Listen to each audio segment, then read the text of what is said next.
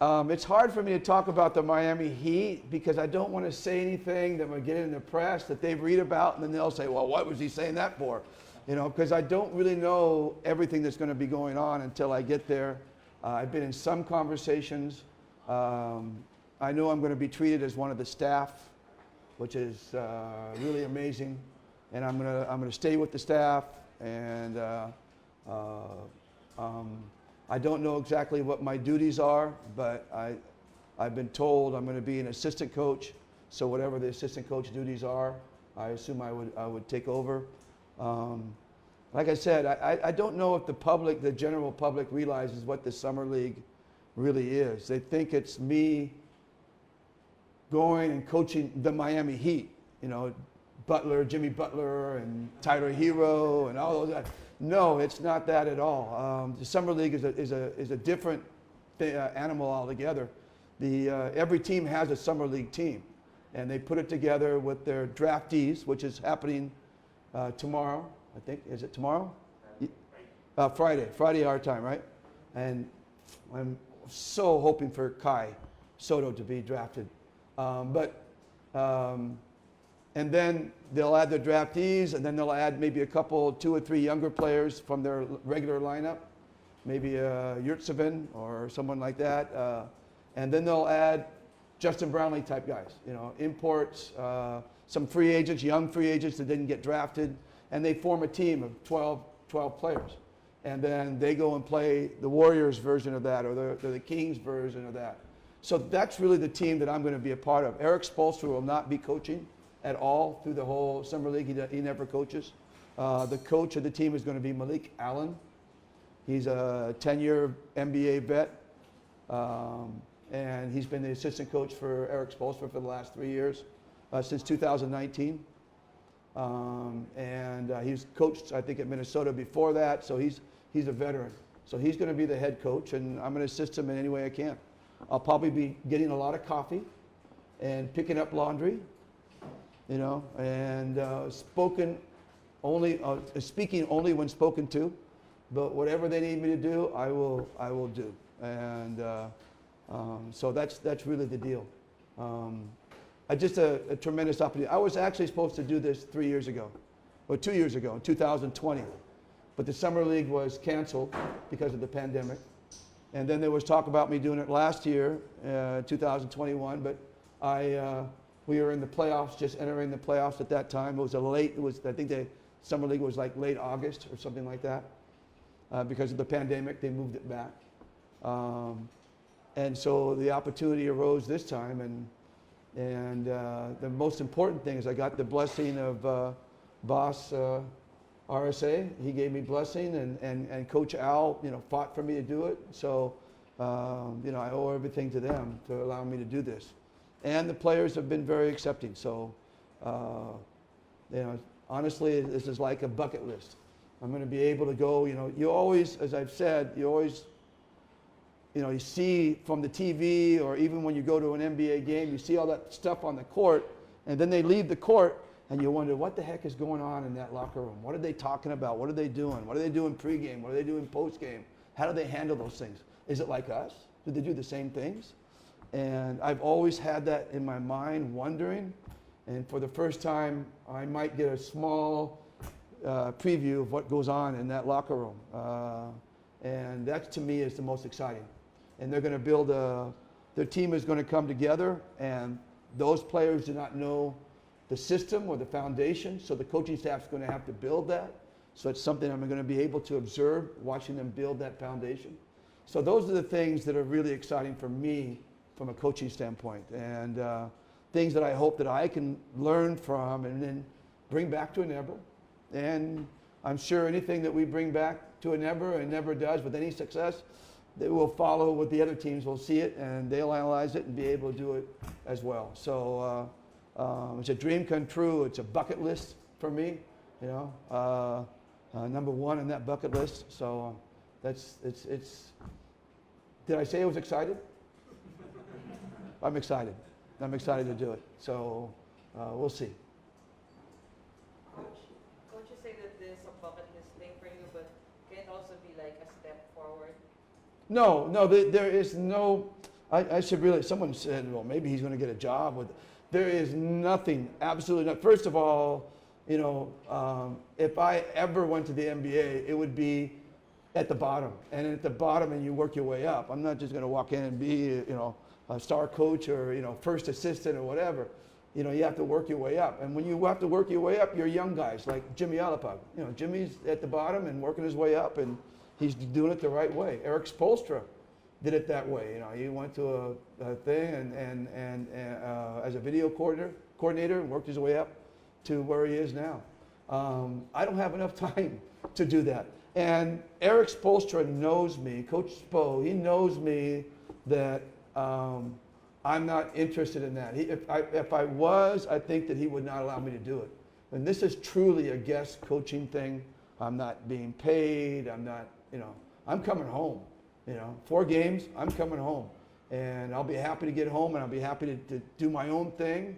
And so, you know, there's no intention for me, and there's certainly no intention for Spo, Coach Spo and the Miami Heat. So wipe that totally out. And it's a step forward for me because of the knowledge I'm going to gain. And that is enough for me. I'm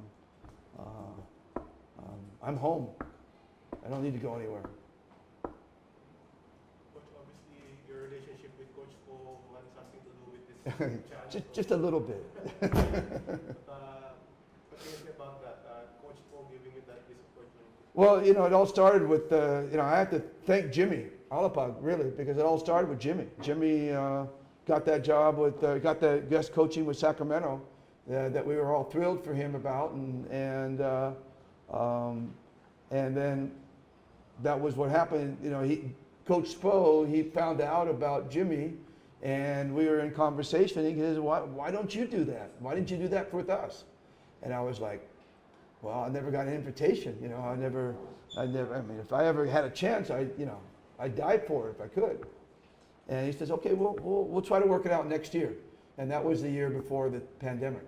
So that's how it started. So really, I have to give Jimmy the credit for giving me this opportunity, at least putting it in the minds of Spo, and Spo saying, doing it. So I'm just totally shocked that I'm able to do this. Truly, I'm just totally shocked. I mean, there's just no reason for Spo to allow me to do this at all, but it's amazing. Coach Tim, with you and Coach Jimmy being there, do you think this will open more doors? Well, you know, I think that the NBA has gotten to be such a world.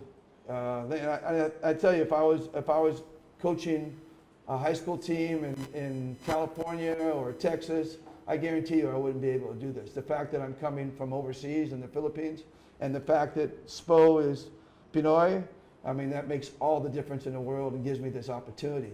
I always want to add this because it's absolutely true, without a doubt. Coach Spo is so proud of his Filipino roots. He talks about it all the time. And he's really proud. He's really proud of his mom. And I think that was a big reason why I'm able to do this. So, like I said, it's a world game, and you know, who knows who's going to be next? Maybe with another team, maybe Sacramento will allow someone to go. Maybe Miami in the future. Who knows? But as long as you keep opening those windows, as you say, you know, maybe a big door will open at some point. But I think they'll be looking for guys who are younger and starting out and less established to do something like this. Coach, moving forward, how does this fit into the reclamation bid of Ginebra for the Philippine Cup? I mean, you won't be around for a couple of games. Have you talked to Coach Richard and the other players, how they're going to navigate the coming weeks? Well, you know, I don't think anything really changes. You know, we have a system in place. Richard believes in it just as much as I do, so you know, there's not going to be a lot of adjustments. So you know, I think they'll go out and basically continue doing what they're doing, and like I said earlier, because I'm not there, I think they'll loosen up a little bit and do it even at a higher level. So I won't be at the back screaming and yelling. I was serious when I said Jap is happy for me to go because I won't be on his back for the next 4 games. But I really don't think anything's going to change. And management is truly believing that we're going to not miss a beat and keep going forward. And if we don't, then I'm going to be in trouble. So Richard's got a lot of pressure on his back. He's got to keep winning. So that's a good question. But I think that we have everything in place. It's just things are just going to continue to move forward. But will you be coaching from afar, or you just let your assistants do? Will you be coaching from afar, like you will be still be involved in the scouting, or you'll be just focused on the NBA summer? I'm going to, well, I mean, obviously I'll watch the games, but I'll watch the games probably in replay because they're going to be like 3 o'clock in the morning, and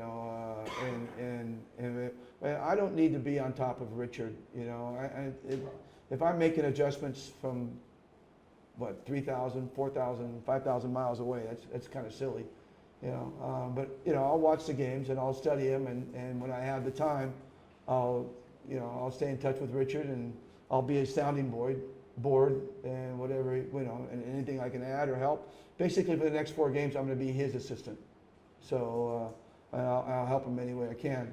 But I really don't know how much time I'm going to have over there. I don't know what my duties are. I know that the Miami Heat is known for being the hardest working organization in the NBA, the most disciplined, and I know they put their guys to work. So if they're going to put me to work, I don't know how much free time I'm going to have. Good news, I'm going to be there. My wife is not there. She's in another part of the United States visiting my daughter. So I don't have to worry about her. I can just focus on the job at hand. I want to do well for them only because they've given me an opportunity, and I want to do the very, very best I can for them, whatever that takes. Like that, it might just be go get coffee at Starbucks. Who knows? Coach, you promised earlier about the Gilas thing. Yeah. Well, I'm open for Gilas. Okay. Can you talk about being named as part of the staff? Well, my players are going to be so mad at me for being here so long, because they can't leave until I get back. But yeah, in a nutshell, I'm extremely happy, and obviously completely honored to be a part of it. I don't think there's anything, and I've said this, I don't think there's anything more thrilling than having the greatest coaches and players come to our shores and play basketball and be a part of it. I mean, that is an amazing thing. Steve Kerr, Eric Spoelstra, the Dream Team, the Spanish coaches, I mean, the Serbian coaches, we're all going to be here. I mean, that's truly, that's just a thrilling thing, and to be a part of it. 1,700, 4 straight games of coaching and something like that, and then now I'm going to miss 4 in a row. Never missed a game, and now I'm going to miss 4 in a row.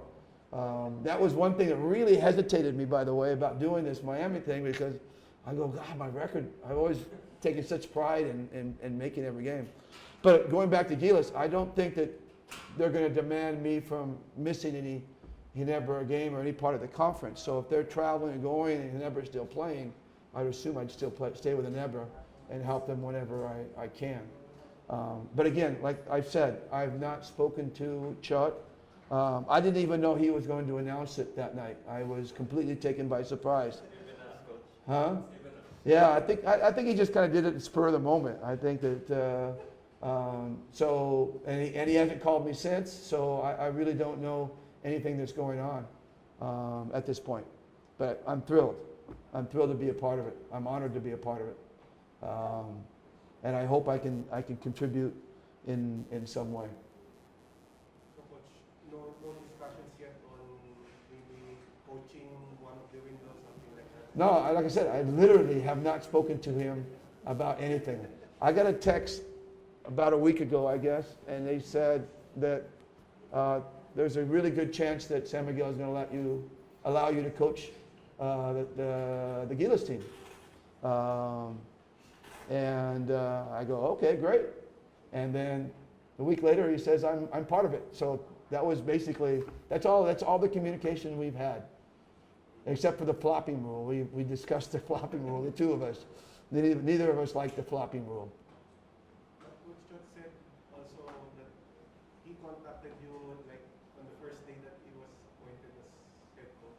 Was that, is there some truth? Yeah, there's truth to that, but that was a while ago, and there was no thought that I would be able to do it at that point. So I think the powers that be came together and decided to acquiesce to Chot's. He's always, to his credit, and he's always asked for my help, and I've always thought that was neat. When I was with Alaska, he asked me to assist him. When I went to Pure Foods, he asked me to assist him. When I went to Never, he asked me to. He's always said, I'd like you to join my staff. So, but I've never had the opportunity until now. Okay. I think I actually assisted him for about 3 weeks, way back when I was with Alaska, because I was attending practices with the national team for about 3 weeks, and then I was told I needed to focus on Alaska, so I stayed at Alaska. I didn't do it anymore. But Was that the U.S. training coach? no, well, yeah, we did something in Las Vegas. I remember we played some in a league in Las Vegas and I remember being Chot's roommate. We roomed together in Vegas, and it's so long ago. It's really vague. The only thing I remember is Chot snoring every night. But sorry, Chot. But it was like only for like 3 weeks that I was his assistant. And of course, he assisted me with the Centennial team and back in the Alaska days.